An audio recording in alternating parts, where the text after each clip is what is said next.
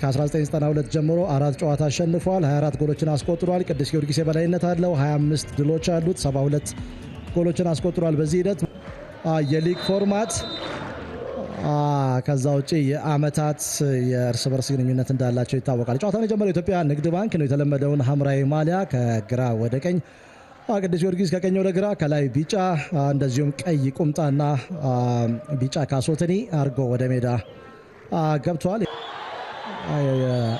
ሴካፋም ዋንጫ አሳክቷል። ምናልባት በዚህ ሰዓት ጨዋታው ውጪ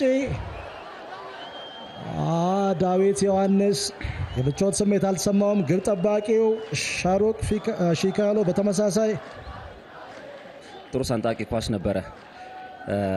ከዘላለም አባተ በተወሰነ መልኩ ከጨዋታው ውጪ ይመስላል ዳዊት ዮሐንስ፣ ግን ግብ ጠባቂው ጨዋታውን አንብቦ ወዲያውኑ ወጥቶ መንገዱን የዘጋበት መንገድ በጣም አስገራሚ ነው። ጥፋት ቢሰራበትም ግን ተስፋዬ ታምራት ኮንሶ የማዕዘን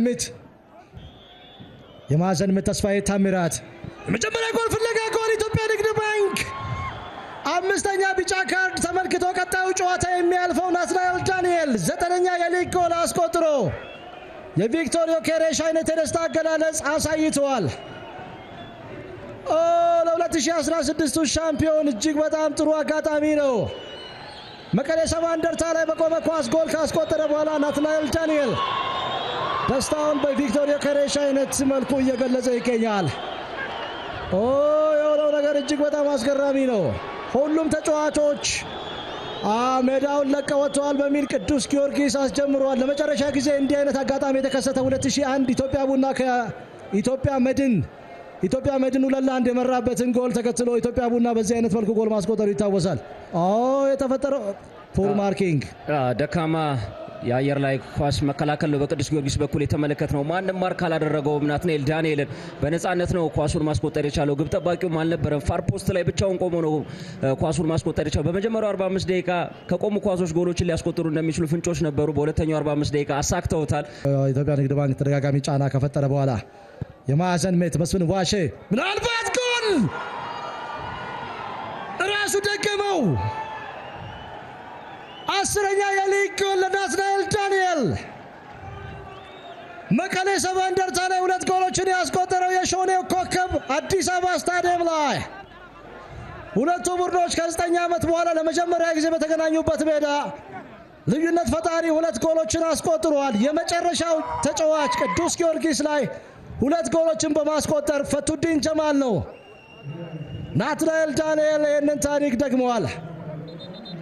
ከዛ በኋላ ብሩክ ሙሉ ጌታን መርሳት አይቻልም። በሐዋሳ ዩኒቨርሲቲ ስታዲየም ኢትዮጵያ መድን 3-0 ባሸነፈበት ጨዋታ ቅዱስ ጊዮርጊስን 3ኛው ተጫዋች ሆኗል ናትናኤል ዳንኤል።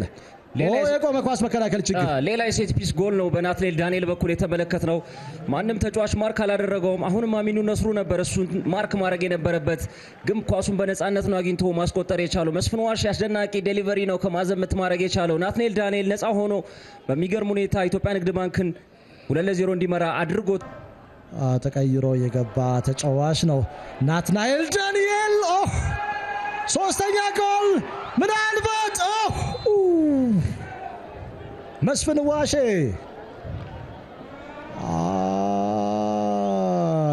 ጥሩ የፉክክር ስሜት ከወራጅ ቀጠና የሚወጣበትን እድል ፈጥሯል። ወደ ኋላ የተመለሰ ኳስ ኢላማውን የጠበቀ ነው ያልጠበቀ። ካሌብ አማንኩዋ ኢላማውን ቢጠብቅ ኖሮ በቀላሉ ወደ ጎልነት ሊቀየር የሚችል እድል ነበረ። በዚህ ሰዓት ለቅዱስ ጊዮርጊስ ራስ ላይ የሚቆጠር ጎል ሚስ ኮሚኒኬሽን። ከግብ ጠባቂው ጋር አልተግባቡም፣ ግን ካሌብ አማንኳ ራሱ ስተቱን አርሟል። ፍጹም ጥላሁን ነበር በቻለው መጠን ሄዶ ኳሱን ለመንካት ጥረት ያደረገው።